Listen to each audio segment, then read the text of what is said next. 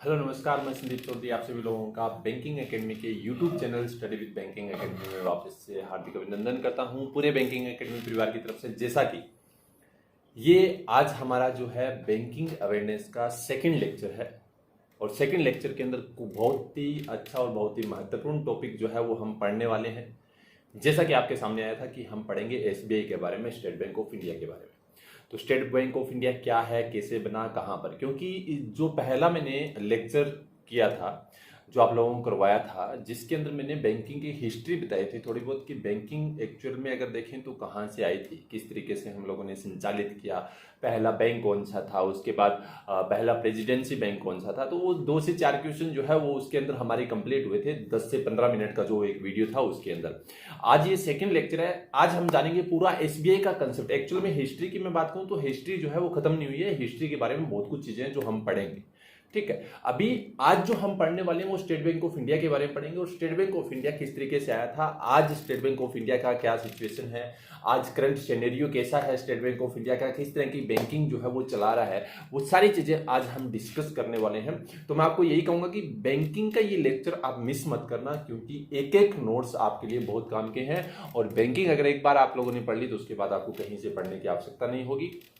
दूसरी चीज मैं आप लोगों से ये भी कहना चाहूंगा कि ऊपर जो आई बटन आपको दिखाई दे रहा है, यहाँ पर लिंक भी दिया गया था पहले वीडियो का, वहां पर से जाकर आप वो पहला जो वीडियो है आप लोगों ने अभी तक नहीं देखा है किसी ने, तो आप पहला वीडियो देखिए, उसके बाद आपको ये सेकंड वीडियो समझ में आएगा, क्योंकि अब स्टेप बाय स्टेप चलेगा। दूसरी चीज, जो बैंकिंग का वीडियो है वो एक दिन छोड़कर एक दिन रहेगा, यानी कि डे बाई डे जो है हम इसको पढ़ेंगे, ठीक है। तो इसमें ये मत सोचना कि एक दिन लेक्चर हो गया दूसरे दिन नहीं है तो कि अब सर नहीं करवाएंगे, ऐसा नहीं है। एक दिन छोड़कर एक दिन हमारा बैंकिंग का सिनेरियो रहेगा। दूसरी चीज मैं आपसे ये कहना चाहूंगा कि मैंने 2-3 चीजें देखी है कि जो मैं करंट अफेयर करवा रहा हूं तो करंट अफेयर का अब मैं टॉपिक वाइज लेके आ रहा हूं, यानी कि अब आपको डे वाइज करंट अफेयर ना करवा के मैं टॉपिक वाइज करंट अफेयर करवाऊंगा। और टॉपिक के अंदर आप लोगों ने ध्यान रखना है कि हर संडे को आफ्टरनून में, उसका बहुत जल्दी आपको अनाउंसमेंट मिल जाएगा, आफ्टरनून में या फिर इवनिंग के अंदर एक क्विज हुआ करेगी ऑनलाइन, और उस ऑनलाइन क्विज के थ्रू मैं आप लोगों से कुछ क्वेश्चन पूछूंगा, उसके आप भी आंसर दोगे और मैं भी आप लोगों को वो पूरा डिस्क्राइब करूंगा, पूरी चीजें आपको बताऊंगा। चलिए तो बात करते हैं आज का जो करंट अपना ये जो बैंकिंग का अवेयरनेस का जो लेक्चर है इसके बारे में। चलिए शुरू करते हैं। तो चलिए बात करते हैं। पहले जो कल हम लोगों ने थोड़ा सा पढ़ा था वो मैं आप लोगों को बता देता हूँ। जैसा कि मैंने आपको बताया था कि सबसे पहला जो बैंक इंडिया के अंदर आया था जिसको हम ऑफिशियली पढ़ते हैं वो था बैंक ऑफ हिंदुस्तान। कब आया था? तो हम लोगों ने पढ़ा था 1770 के अंदर। लेकिन इसके अंदर भी एक चीज़ और है, देखो कोई भी चीज़ें रहेगी वो मैं आपको सारी बताऊंगा। ये जो बैंक ऑफ हिंदुस्तान था ये एक यूरोपियन कंपनी थी। उस कंपनी का जो नाम है वो था house of Alexander and company. क्या नाम था? Alexander and company. इस कंपनी द्वारा इस बैंक की शुरुआत की गई थी। कौन से बैंक की? जो इंडिया का पहला बैंक था, कौन सा था? बैंक ऑफ हिंदुस्तान, ठीक है। तो ये चीज़ आप लोगों ने याद रखनी है, ठीक है। और सबसे बड़ी चीज़ मैं आपके एक चीज़ और बताना चाहूँगा कि ये जैसा मैंने आपको बताया था ये क्लोज हो गया था यानी कि 1832 के अंदर। लेकिन आपने ये चीज़ ध्यान रखनी है, बहुत इंपॉर्टेंट क्वेश्चन है, कि आज भी इंडिया के अंदर जो हम बैंकिंग कंसेप्ट जो हम लोग यूज करते हैं, क्या यूज करते हैं? बैंकिंग कंसेप्ट जो हम यूज करते हैं, ये बैंकिंग कंसेप्ट कहाँ से आया है अगर आप लोगों से पूछा जाए तो हम लोगों को इतना चीज़ मालूम होना चाहिए कि ये बैंकिंग कंसेप्ट कौन सा है? यूरोपियन। यानी कि हम लोगों ने बैंकिंग कंसेप्ट कहाँ से लिया हुआ है? तो ये हम लोगों ने लिया है यूरोप से। जैसे आप लोगों को मालूम होगा कि हम लोग जीएसटी पढ़ते हैं, आगे करवाऊंगा वैसे मैं जीएसटी आपको, तो जीएसटी पढ़ते हैं तो जीएसटी जो है वो हम लोगों ने कहाँ से कॉपी किया है? तो वो हम लोगों ने कॉपी किया है कनाडा से। यानी कहने का मतलब कोई ना कोई चीज़ कॉपी की गई है। तो इसी तरीके से बैंकिंग जो है वो हम लोगों ने कहाँ से कॉपी की है? तो आप लोगों को मालूम होना चाहिए यूरोप से, यानी कि यूरोपियन बैंकिंग हम लोग आज भी यूज करते हैं, ठीक। इसके बाद में हम लोगों ने पढ़ा था प्रेसिडेंसी बैंक के बारे में पढ़ा था। प्रेसिडेंसी बैंक कौन कौन से आए थे, ठीक है। एक बैंक और बताया था general bank of India, general bank of India बताया था मैंने आपको। तो ये बैंक आया था 1786 के अंदर, ये दूसरा बैंक था, और 1791 के अंदर ये क्लोज हो गया था। ये चीज़ें मैंने आप लोगों को बताई थी, ठीक है। चलिए बात करते हैं, थोड़ा सा देख लेते हैं कल की हिस्ट्री। और नेक्स्ट स्लाइड में देख, जैसे अपने पास दिया गया कि मैंने आपको क्या बताया था, प्रेसिडेंसी बैंक बताए थे। 3 प्रेसिडेंसी बैंक थे, एक का नाम था बैंक ऑफ बंगाल, एक का नाम था बैंक ऑफ बॉम्बे, एक का नाम था बैंक ऑफ ऑफ मद्रास। जो ये बैंक ऑफ बंगाल है, ये नाम जो चेंज हुआ था वो कौन सी ईयर में हुआ था? 1809 के अंदर, क्योंकि पहले 1806 के अंदर जब ओपन हुआ था तब इसका नाम था बैंक ऑफ कलकत्ता। क्या नाम था? Bank of Calcutta. ये चीज़ें मैंने आप लोगों को बताई थी। ठीक, बैंक ऑफ बॉम्बे स्टेब्लिश किया गया था 1840 के अंदर और बैंक ऑफ मद्रास स्टेब्लिश किया गया था 1843 के अंदर। ये 3 प्रेसिडेंसी बैंक थे। लेकिन बाद में मैंने आपको क्या बोला था कि क्या हुआ, सन 1912 से लेकर 1918 के बीच में जो विश्व युद्ध हुआ था, उस सिचुएशन ऐसी आ गई थी कि बहुत सारे बैंक इंडिया के अंदर लगभग 495 बैंक के करीब, यानी कि 495 बैंक ऐसे थे जो बंद हो गए थे। क्या हो गए थे? बंद हो गए थे।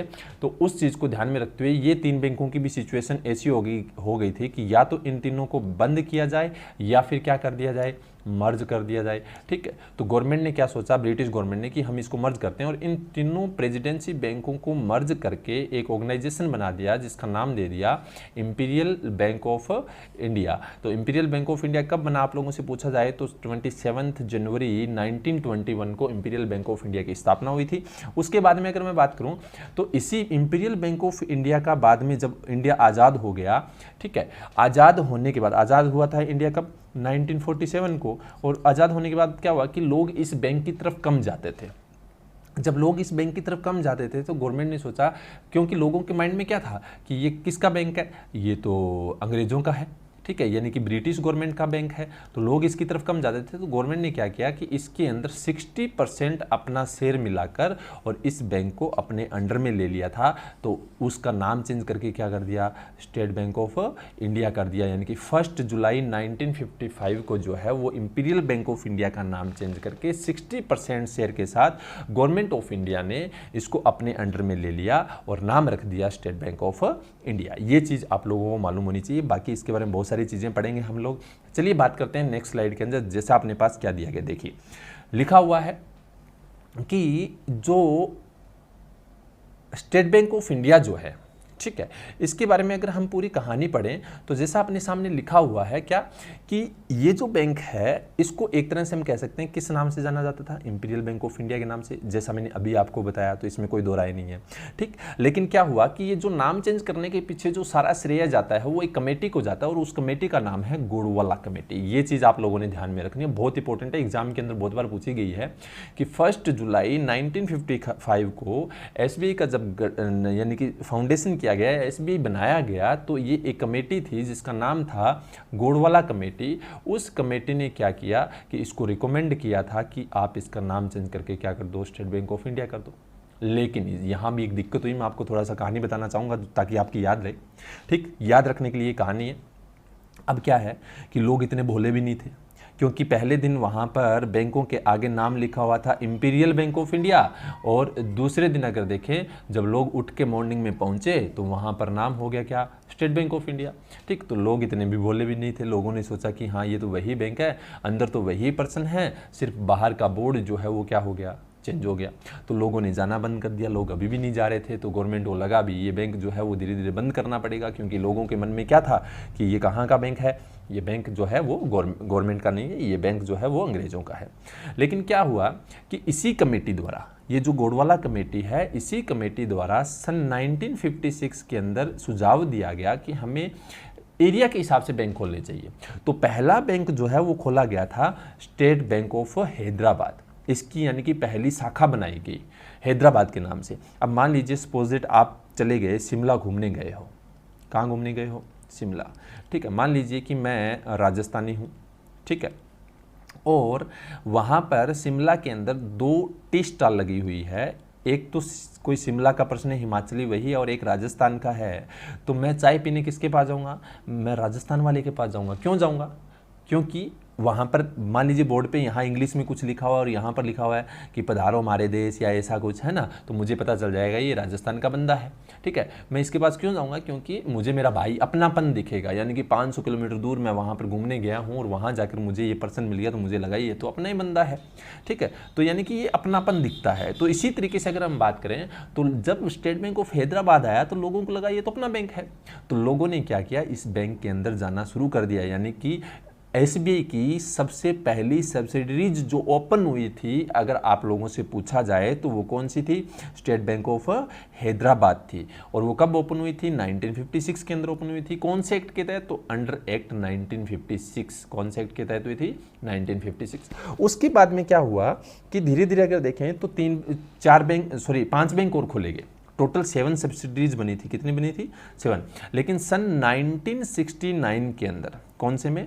1969 के अंदर फिर बाद में 5 बैंक और खोले गए, इसकी सब्सिडरीज खोली गई, जो था state Bank of Patiala, state Bank of Travancore, state Bank of Mysore, state Bank of Saurashtra, state Bank of Indore. ध्यान देना, ये नहीं था, ठीक है, ये जो दिया गया ये नहीं था। कौन सा? State Bank of Bikaner and Jaipur जो है वो खुला था सन 1963 के अंदर। इसकी कहानी अलग है, मैं आपको अलग से बताऊंगा। आपने अभी इतना याद रखना है कि 1969 के अंदर जो 5 बैंक खोले गए थे, उन 5 बैंक का जो नाम है वो क्या था? तो उन 5 बैंकों का नाम जो था वो था state Bank of Patiala, state Bank of Travancore, state Bank of Mysore, state Bank of Saurashtra और स्टेट बैंक ऑफ इंदौर। ये 5 बैंक जो है वो और खोल दिए गए अपनी अपनी जगह के अनुसार। तो ये हमें मालूम होना चाहिए। इतनी बात सभी के होप सो समझ में आई होगी, ठीक है। चलिए अब थोड़ी सी चीज़ मैं आपको 2-3 ये बताना चाहूँगा कि ये Bikaner and state Bank of Bikaner and Jaipur कैसे आया। तो ध्यान दीजिए, मैं आपको बताना जा रहा हूँ, थोड़ा सा सही से समझना क्योंकि इंपॉर्टेंट है काफ़ी और हमें पूछा भी जा सकता है। ध्यान दो, यहाँ पे समझाता हूँ। क्या था कि 1944 के अंदर 2 बैंक बने थे। एक बना था जयपुर के अंदर जिसका नाम था स्टेट बैंक ऑफ जयपुर, ठीक है, और एक का नाम था स्टेट बैंक ऑफ बीकानेर, ठीक है। यानी कि 2 बैंक थे। 1944 के अंदर दोनों ओपन हुए थे, लेकिन सन 1963 के अंदर इन दोनों बैंकों को मिलाकर एक कर दिया। और नाम क्या कर दिया? तो नाम अपने पास यहाँ पर जो दिया गया है, क्या नाम लिखा हुआ है?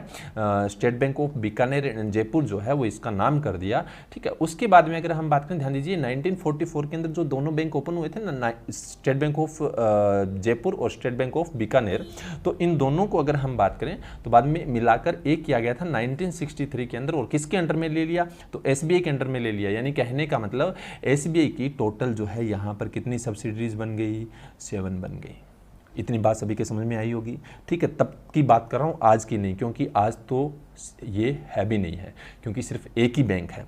इतनी बात आपको अच्छी तरीके से समझ में आई होगी, होप सो। चलिए आगे बात करते हैं नेक्स्ट स्लाइड के अंदर। देखिए क्या है दिया गया है कि लोकसभा के अंदर सन 2017 के अंदर एक बिल पास किया गया, ठीक है।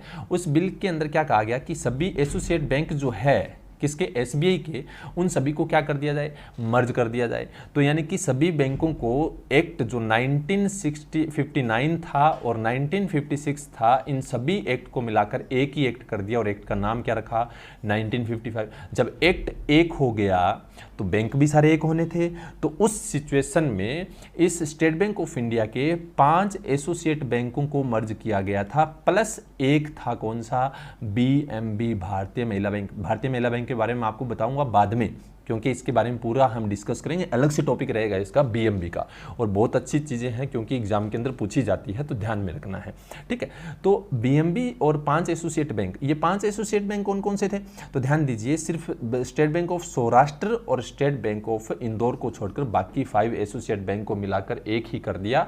और बैंक का नाम जो है वो अब क्या हो गया? एसबीआई। ध्यान दीजिए, एक चीज़ का ध्यान रखना कि सन 2017 का जब एग्ज़ाम हुआ था IBPS का, उस समय क्वेश्चन पूछा गया था कि स्टेट बैंक ऑफ इंडिया का पहला बैंक कौन सा था जिसको मर्ज किया गया था?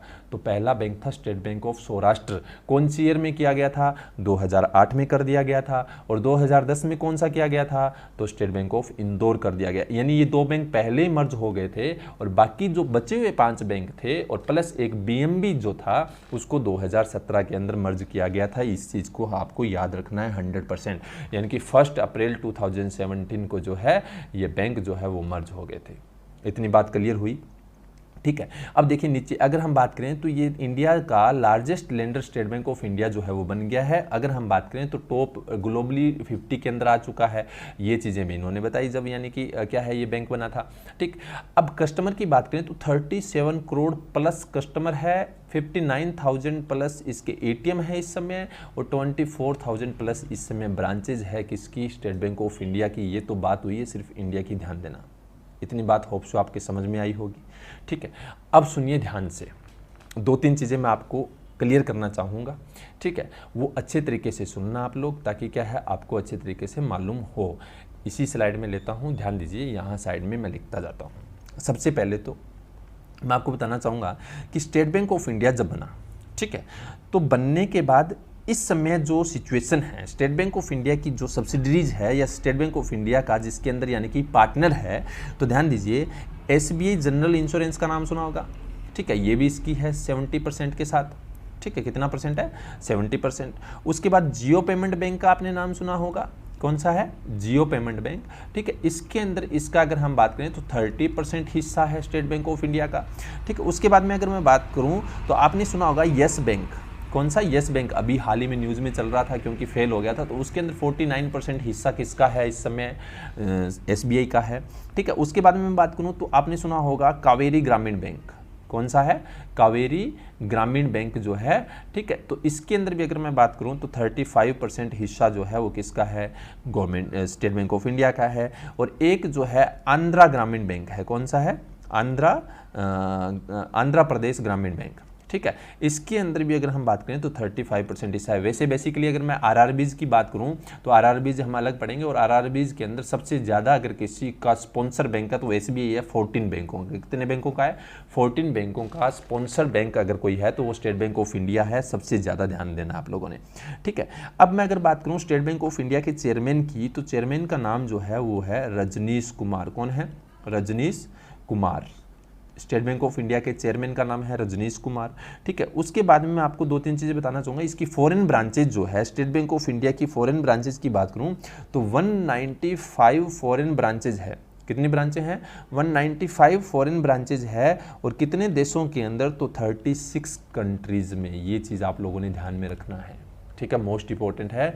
और अभी हाल ही में इसने सिंगापुर के अंदर अपनी ब्रांच ओपन की थी। कहाँ ओपन की थी? सिंगापुर के अंदर रिसेंटली इसने अपनी ब्रांच ओपन की थी। और दूसरी चीज़ मैं आपको बताना चाहूँगा कि ऑस्ट्रेलिया के मेलबोर्न में, कहाँ पर? ऑस्ट्रेलिया के मेलबोर्न में, यानी कि विक्टोरिया के अंदर इंडिया का एकमात्र ऐसा बैंक जिसने अपना ऑफिस ओपन किया है वो है स्टेट बैंक ऑफ इंडिया। याद रखना है, ऑस्ट्रेलिया के विक्टोरिया में या फिर मेलबोर्न में जो इंडिया की तरफ से जो कोई बैंक बना है जिसने अपनी ब्रांच ओपन की है वो कौन सा है? State Bank of India. ये चीज़ भी आप लोगों ने ध्यान में रखनी है। यानी कहने का मतलब ये बहुत ही इंपॉर्टेंट चैप्टर है। मैंने आपको सारी चीज़ें SBI के बारे में समझाई है। होप सो आपको अच्छे तरीके से समझ में आया होगा, तो आप इसको एंजॉय करना है। तो जैसा कि हमने पढ़ा पूरा का पूरा आज स्टेट बैंक ऑफ इंडिया का ये स्ट्रक्चर देखा, होप सो आपको ये सेशन बहुत अच्छा लगा होगा, क्योंकि स्टेट बैंक ऑफ इंडिया के बारे में मैंने कोई भी चीज़ जो है वो नहीं छोड़ी है। यहाँ तक बाहर कितने बैंक है, इंडिया में कितने हैं, ब्रांचेस कितनी हैं, कितने कस्टमर है, सारी चीज़ें हम लोगों ने डिस्कस किया। तो ये पूरा स्टेट बैंक ऑफ इंडिया अपना कंप्लीट हो चुका है। और स्टेट बैंक ऑफ इंडिया द्वारा यानी कि कौन कौन से ऐसे यानी कि बैंक है या ऐसी कौन सी संस्थाएं जो है वो भी चलाई जा रही है जिनके अंदर स्टेट बैंक ऑफ इंडिया का कुछ हिस्सा है, वो भी हम लोगों ने पढ़ा। तो मैं आपको कहूँगा अगर आपको ये वीडियो अच्छा लगा हो तो आप इस वीडियो को अपने दोस्तों के साथ शेयर करें। चैनल को अभी तक अगर आप लोगों ने सब्सक्राइब नहीं किया तो सब्सक्राइब करें और बेल आइकन पे जरूर क्लिक करें, ताकि जो भी मेरा वीडियो है वो आप लोगों को मिले। और आई बटन जो कि ऊपर दिया गया था उसके ऊपर जो पहला वीडियो था वो डाला गया है, और अभी लास्ट में जो स्लाइड आएगी तो वहां पर भी आपको क्या है जो बैंकिंग अवेयरनेस के 2 लेक्चर जो मैंने डाले हैं वो भी आपको मिल जाएंगे। तो आप बैंकिंग अवेयरनेस के लेक्चर के साथ जुड़े हैं। एक दिन छोड़कर एक दिन बैंकिंग अवेयरनेस का लेक्चर डेली होगा और पूरी बैंकिंग हम कंप्लीट करने वाले हैं। तो आप लोगों को प्यार यूं ही बना रहे। Thank you so much.